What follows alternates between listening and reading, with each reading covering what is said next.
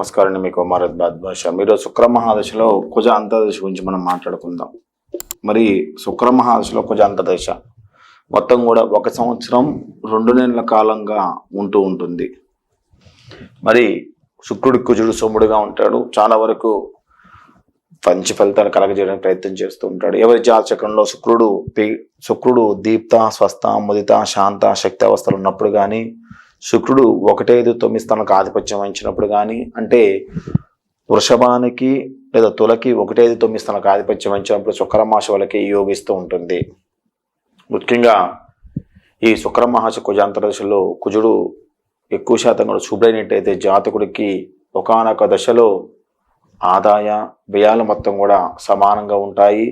అనుకూలమైనటువంటి జీవిత భాగస్వామి లభిస్తూ ఉంటుంది. ఎప్పటి నుంచి అయితే మీకు వివాహం కోసం ప్రయత్నం చేస్తున్నారు, వివాహం అనేది జరుగుతూ ఉంటుంది. సత్కారాలకే ధనాన్ని వినియోగించుకుంటూ ఉంటారు. సుగంధ ద్రవ్యాలను మొత్తం కూడా వినియోగించుకుంటూ ఉంటారు. ప్రభుత్వ వర్గాల్లో పలుకుబడి కలిగి ఉంటారు.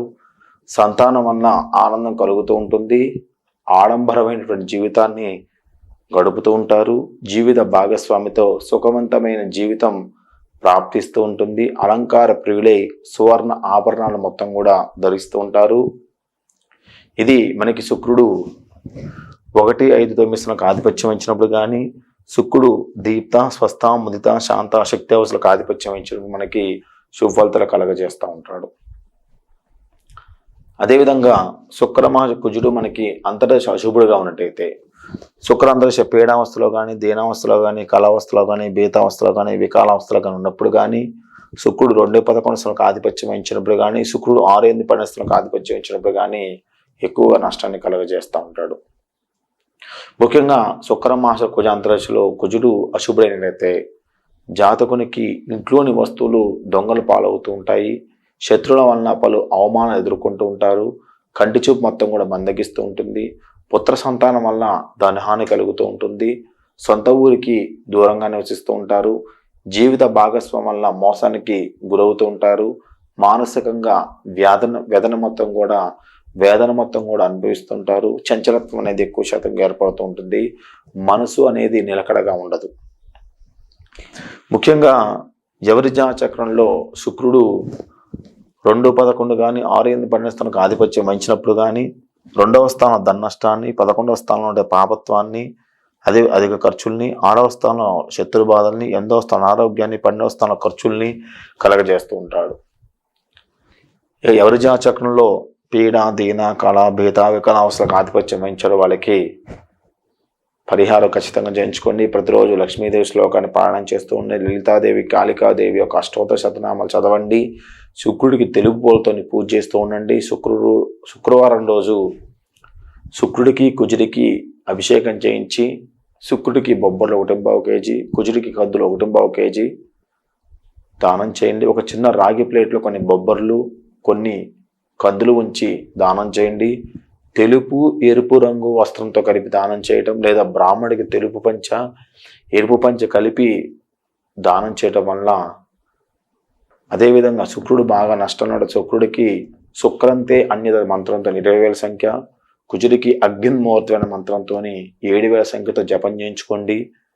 శుక్రుడికి బొబ్బలతో హోమం చేయండి. కుజుడికి కద్దులతో హోమం చేయండి. యజ్ఞ, హోమ, తర్పణ దానాలు చేయండి. శుక్రుడు అధికంగా నష్టంలో ఉన్నట్టయితే తెల్ల గోవుని దానం చేయటం వల్ల, లేదా వెండి గోవుని తయారు చేయించి దానం చేయటం వల్ల శుక్రకుజ గ్రహ చెడు యొక్క ప్రభావం అనేది తగ్గిస్తూ ఉంటుంది. ముఖ్యంగా శుక్రుడి యొక్క కుజుడి యొక్క విషయంలో ఎక్కువ శాతం కూడా భార్యాభర్త మధ్యలో ఎక్కువ మనస్పర్ధలు వచ్చే కాలంగా చెప్పబడుతూ ఉంటుంది. చాలా జాగ్రత్తగా ఉండాలి. నోరు చాలా అదుపులో పెట్టుకొని మనం మాట్లాడుతూ ఉండాలి. శుక్రవారం రోజు శుక్రుడికి కొన్ని పాలు పోయండి. మొదటిగా గ్రహానికి, తర్వాత కొన్ని నీరు పోయండి. శుక్రుడి పాదాల మీద కొన్ని బొబ్బర్లు వేసి శుక్రుడు చుట్టూ 21 సార్లు ప్రదక్షిణలు 21 వారాలు చేయండి. చేసినట్టయితే శుక్రగ్రహ ప్రభావం తగ్గుతూ ఉంటుంది. శుక్రుడు మారక స్థానంగా మారే అవకాశం ఉంది, మరణకార గ్రహంగా మారే అవకాశం ఉంది 2-11 స్థానాలకు ఆధిపత్యం వహించినప్పుడు. కాబట్టి వారు జాతచక్రాన్ని క్షుణ్ణంగా పరిశీలించుకోండి. అధికంగా నష్టం ఉన్నట్టయితే వజ్రాన్ని ధరించండి కుడి చెయ్యి ఉంగరం వేలికి. దాని ద్వారా శుక్ర మహాదశలో అంతర్దశ కుజుని మనము కొద్దిగా నష్టాన్ని తగ్గించుకునే ప్రయత్నం చేయవచ్చు. ఇది శుక్ర మహాదశలో కుజ అంతర్దశ గురించి. తదుపరి శుక్ర మహాదశలో రాహు అంతర్దశ గురించి మరో క్లాస్ వివరంగా తెలియజేస్తాను. శుక్ర మహాదశ రాహు అంతర్దశ మొత్తం 3 సంవత్సరాల కాలం ఉంటుంది.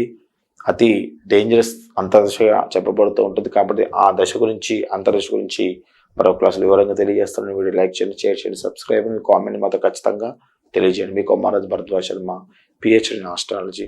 మీ జాతక పరిశీలన కోసం 8801623456 నెంబర్కి వాట్సాప్ చేయండి. మీ జాతకను పరిశీలన చేసి దానికి సంబంధించిన పరిహారాలు వివరంగా తెలియజేస్తాను. మీ భరద్వాజ్.